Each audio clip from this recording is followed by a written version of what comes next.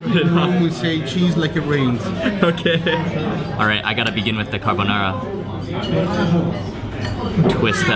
Twist a fork bite.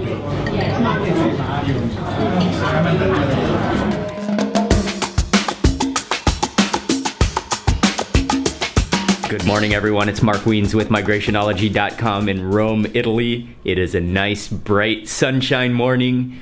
We have a full day of sightseeing and doing things and eating in Rome, so we're gonna go have breakfast real fast, and then we're gonna head out. Ying and I are the first ones to breakfast this morning.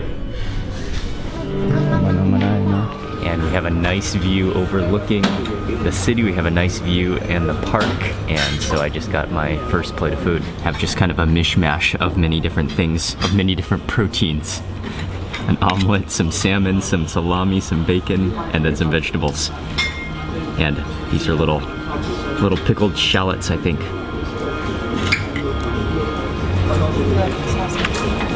And this is some wonderful looking bacon. Check out the streakiness of it.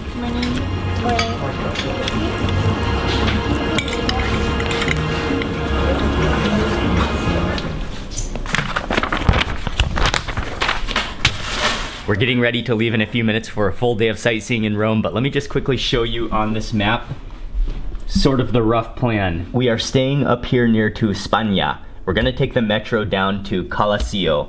We're gonna go to the Colosseum, we're gonna go to the Palatine Hill, and we're gonna go to the Forum. Probably try to eat around here, go to the Pantheon, go to some other sites around here, walk around here, and then maybe go back down here to visit San Giovanni. We'll see how our time comes.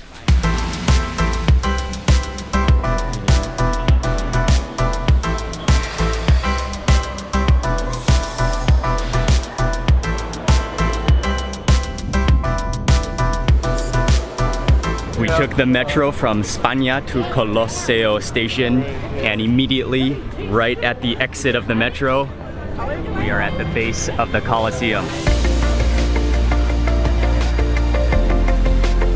We are here a little bit early before they open, so we're just gonna walk around for a little bit, and I have pre-bought the ticket online and then printed it off, so I hope we can just enter as soon as they open.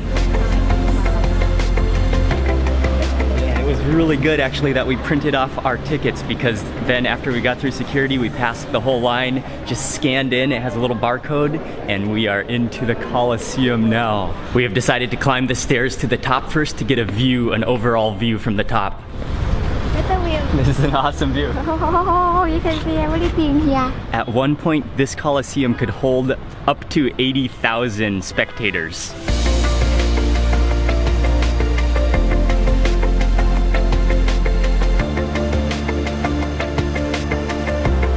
And it was covered in a flooring, so now you can see sort of some of the underground area. But this is where the gladiators would fight, and also this is where they would reenact battles, and it could even be flooded so that they could reenact naval battles and depictions as well. You have seen so many photos and you've seen movies that depict the Colosseum, and so just imagining the battles and the events and the things that took place within the Colosseum as you're walking through here, that's what really comes to mind when I'm walking through. We are on our way next to the Forum.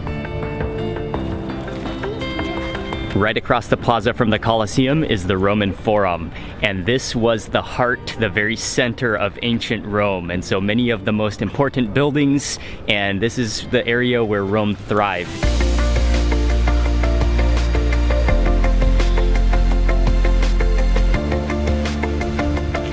And I think one of the things that's really making it amazing to visit right now is how quiet and peaceful it is.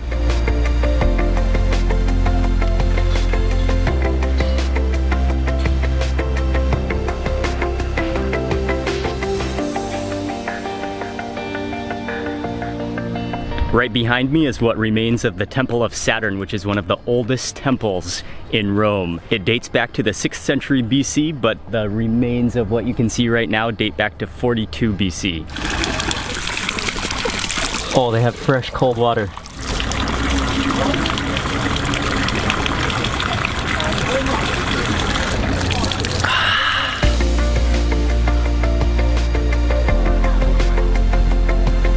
It's just a short walk from the central Forum area up to the top of Palatine Hill. And from up here, there is the Imperial Palace. You can get a view of the Forum as well as Circus Maximus on the other side.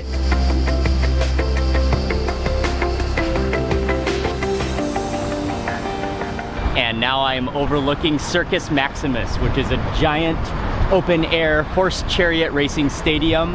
And also they held public events here, and it could accommodate up to 150,000 people that would watch events. You could easily spend a couple of hours walking and exploring around the Forum area, but it is now my favorite time of the day, so we just exited.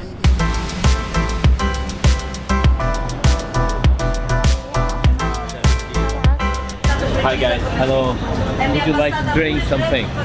Just water. Gas, no gas. This is a restaurant that serves, actually I'm a little bit overwhelmed by the menu. There's so many things to order. Trippa. Trippa? One? And also Amatriciana. Amatriciana. Okay. Porta pure un antipasto misto intanto.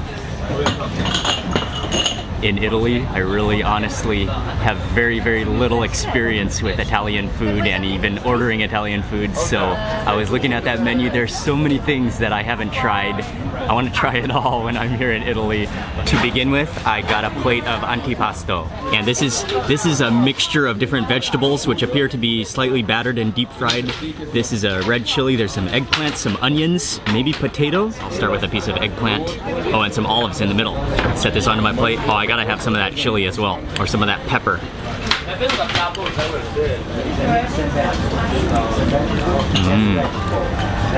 It's a really soft, like fully tender pepper. A little bit sweet and sour. Maybe it's the tomato sauce, or there's some tomatoes on there that make it really sour and tart.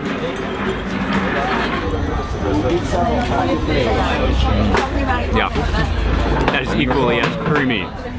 That eggplant, and it's kind of like almost tastes like breadcrumb crust that's fried and crispy and kind of almost gummy as well. Amatriciana. Okay. Thank you. The main dishes have arrived, and Ying and I ordered two different dishes to split. This one is trippa, which is tripe. And this is I think a Roman style preparation, very heavy tomato sauce, and then he sprinkled on some cheese on top. And I don't think there's any pasta in here. I think it's just all tripe. Oh, my kind of a dish, just sauce and tripe. Okay, I'm just gonna taste this first.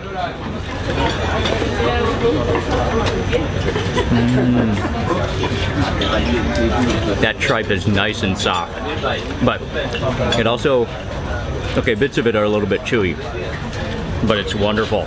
And then that's kind of a little bit of a tart tomato sauce, but not too salty at all. That's awesome. And then this is a type of pasta. This one is called Amatriciana, and this is also a very common pasta dish, tomato based. And then I'm not sure if you can see there are little cubes of cured pork belly, and then wrapped up in this pasta. And let me stab some.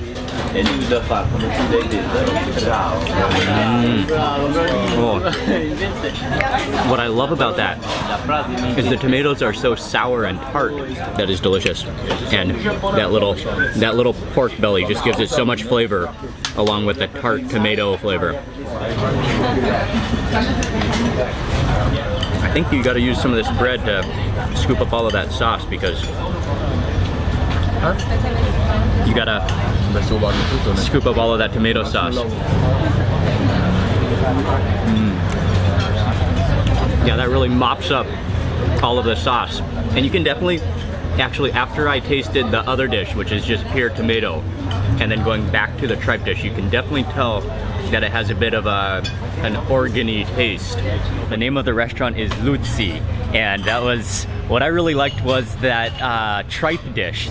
If you can imagine a texture that is both very soft but slightly chewy at the same time, and I know that sounds kind of ironic, but as soon as you have that tripe dish, you'll know exactly that contrast. One of the reasons we ate here is because it's right on the route of where we're gonna be going. We're gonna be going visiting some churches next, and it's just kind of on the backside of the Colosseum. We are walking towards the Basilica di San Giovanni, but on the way we were gonna stop at the Basilica di San Clemente, but unfortunately they have just now closed for lunch. We just missed it, and they won't open up for another couple of hours, so I don't think we're gonna hang around. We're on our way now to San Giovanni.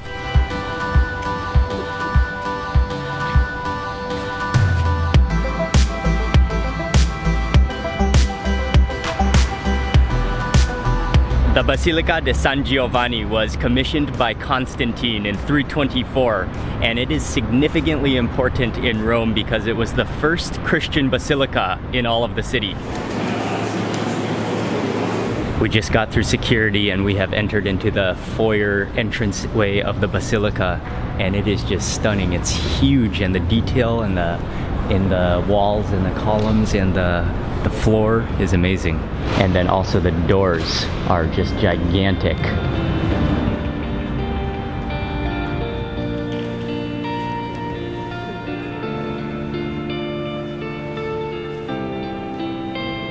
It almost takes my breath away. And what really strikes me right off the bat are the marble statues lining the side of the cathedral of the 12 apostles. And then the roof is golden with so much detail. You just walk in here and literally this sense of like peace and quiet and calm just overwhelms you. And I'm just gonna stop talking right now and just listen to the peace.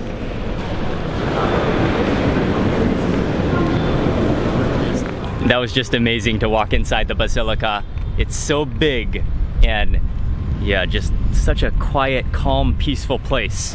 We just walked across the street from the Basilica di San Giovanni, and right here there's another chapel, and inside there is supposedly a staircase that Jesus walked up at Pontius Pilate's palace in Jerusalem, and then the staircase was brought to Rome. And so you cannot walk up the staircase on your feet, but you have to walk up on your knees. And with every step that you take on your knees, you also say a prayer until you reach the top of all 28 steps. Ying and I are gonna make the climb up the staircase on our knees.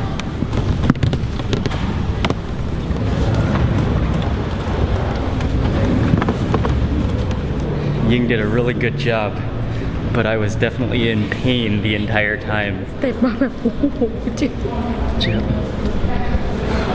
I actually wasn't expecting it to hurt that much now. I think that took us about 15 minutes, and you just kind of creep up the steps very slowly, but it was well worth it. We walked back to the metro. We're gonna take it a couple of stops to our next place.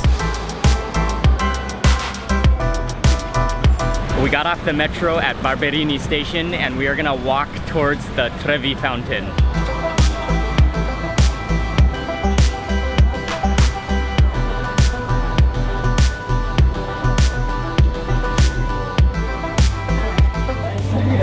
Alconi?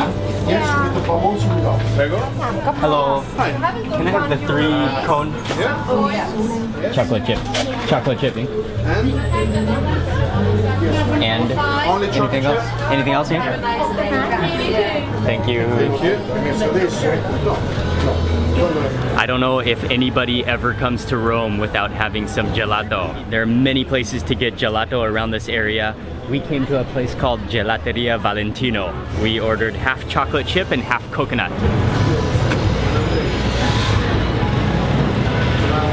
Oh yeah, that is pretty awesome.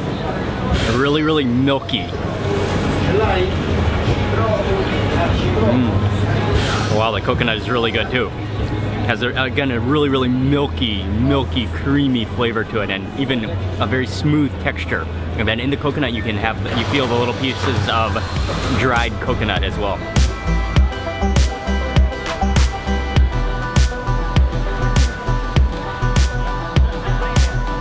And that gelato should lead us to what is one of the most iconic sites in all of Rome. I'm gonna look over to my right-hand side, and there it is.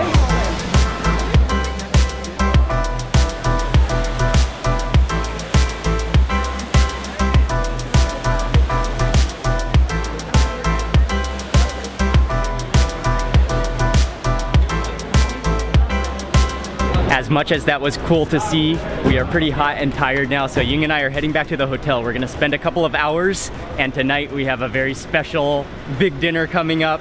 Stay tuned, dinner coming soon. Tonight, Ying and I are going to go meet Valentina and Antonio, and they are from Rome. They were really helpful, and they reached out to me when I mentioned that I was coming to Rome, and they really helped me put together a good itinerary of what to do and see and also eat in Rome. So we're going to meet them for dinner tonight. I am predicting a very good dinner.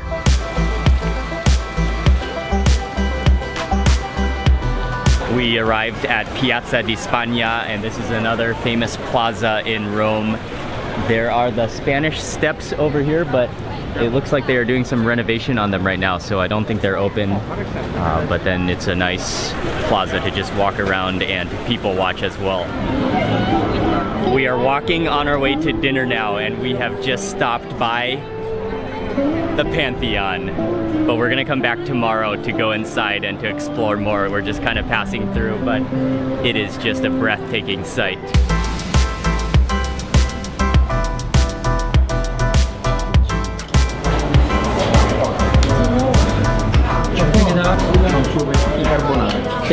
Cacio e pepe e alici, patino, pepe, pecorino.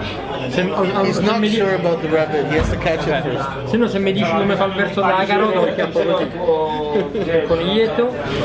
Possono pure riprendere,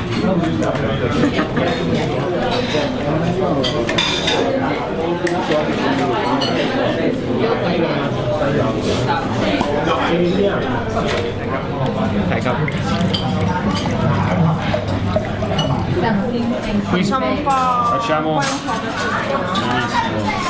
Ci rimettiamo così, vi diamo dei piattini.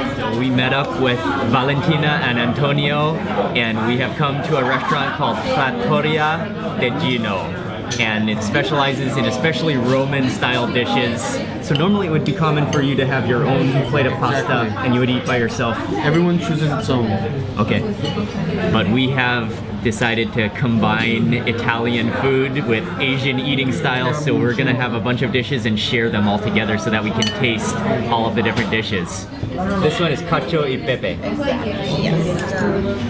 Cacio is the vulgar Roman name for sheep cheese. Ah, okay. And then this one is the carbonara.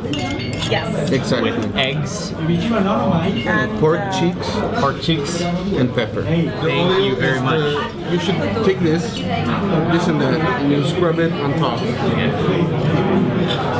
All right. Antonio says. That side. Oh, at this side, okay. Okay. Antonio says always more cheese is a good idea. What type of cheese is this? This is sheep cheese. Sheep cheese. Roman okay. sheep cheese. Roman sheep cheese. Wow.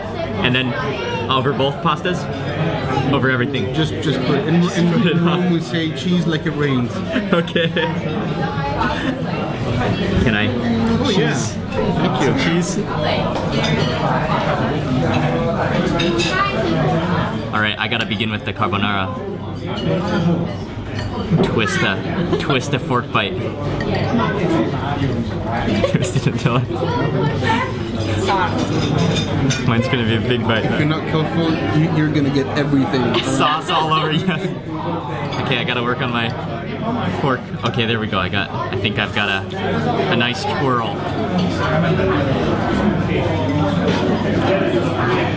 Oh yeah. Wow.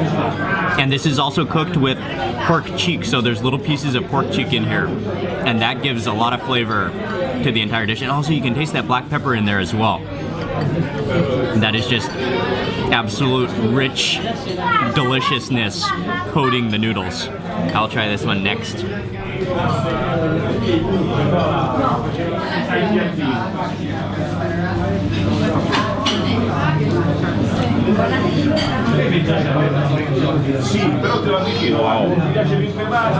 Okay, that one is incredible. The combination of that sheep cheese, which has this like salty, kind of complex cheese flavor, and then it's complemented so well just with that black pepper and then just coating that pasta. That is just a superb combination. It tastes just simple, but all about the flavor from that cheese and the pepper.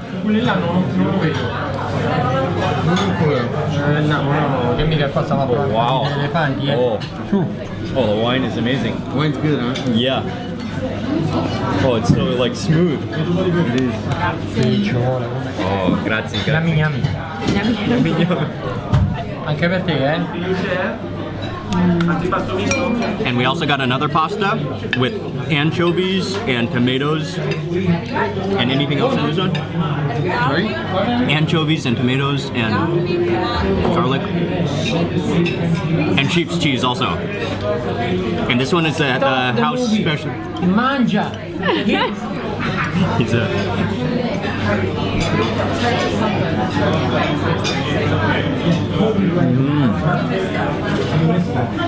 Oh, this one is really good too. You can taste, yeah, of course you can taste the anchovies. A little bit of cheese in there, and then also, I think some kind of parsley in there as well. That tastes like kind of refreshing. Okay. Adding a little extra pepper.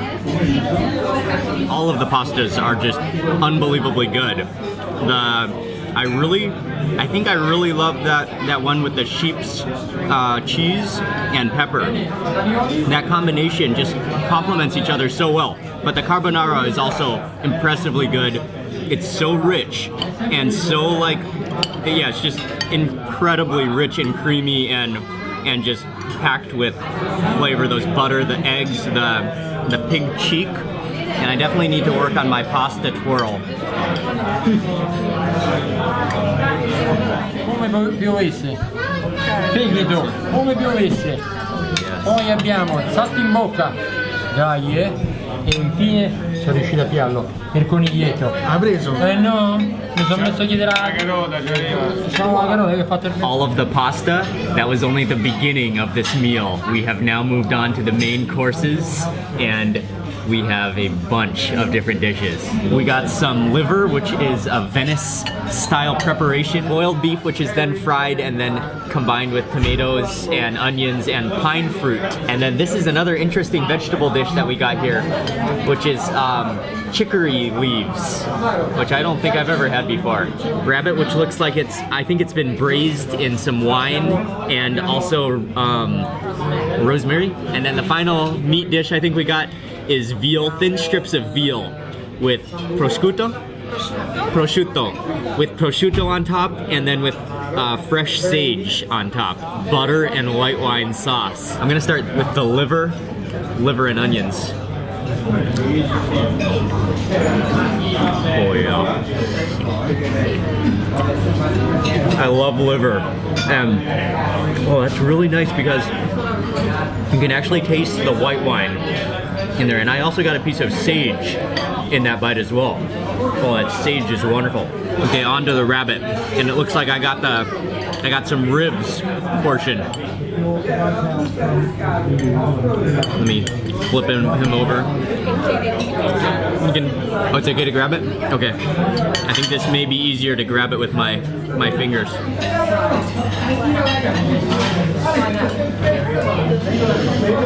Oh, wow. The rabbit is amazing. It's so tender. It's almost like dark meat chicken. Onto the beef now with the tomatoes.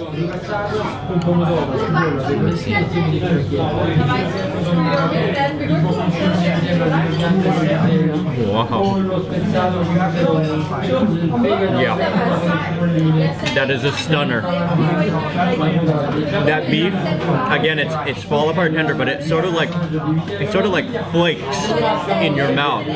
And then that's like a sweet but like very, very fragrant tomato and onion topping. And I'm trying to distinguish the spices in there, the herbs, and there's definitely the pine cone fruit in there, although I'm not sure if I can decipher that on its own.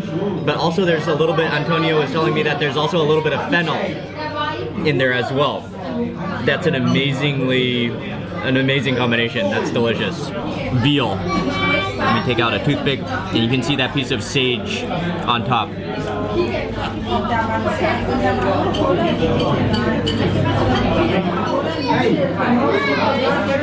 Yeah. That is awesome as well.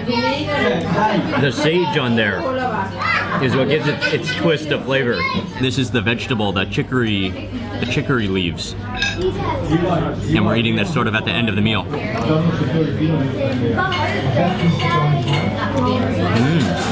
Just a hint of a bitter taste to it.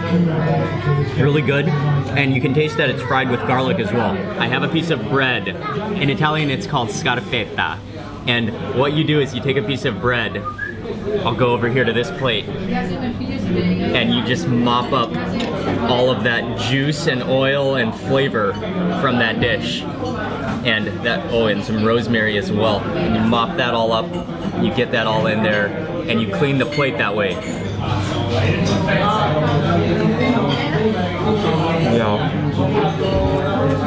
That will make any type of bread taste good. We finished off all of the food, and we decided it would be a great idea to order one more dish, and not only any one dish, but a baby lamb dish.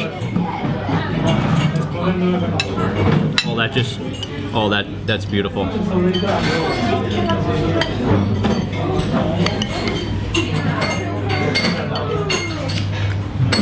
Wow.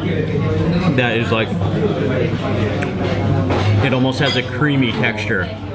It's fantastic. And again, that like butter, I'm guessing butter and white wine sauce with rosemary. Yannamico. Fatto? Hai fatto la foto? Ok. Dai.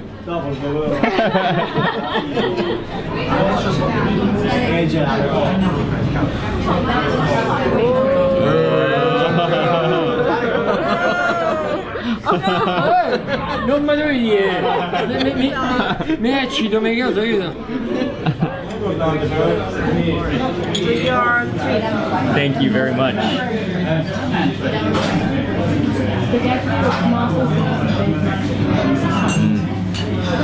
Wow. You can taste all those herbs in there. It's about 100 herbs or something. Wow. It almost has a little bit of an anise flavor, a little bit of a peppermint flavor, a little bit of a... And that's the combination of all those mountain herbs.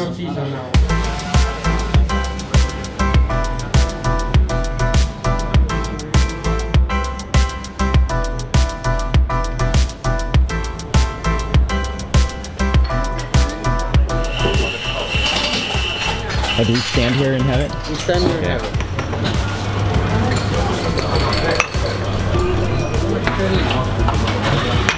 Probably one of the best Italian meals I've ever had. Huge thank you to Valentina and Antonio. It was fun to hang out with them.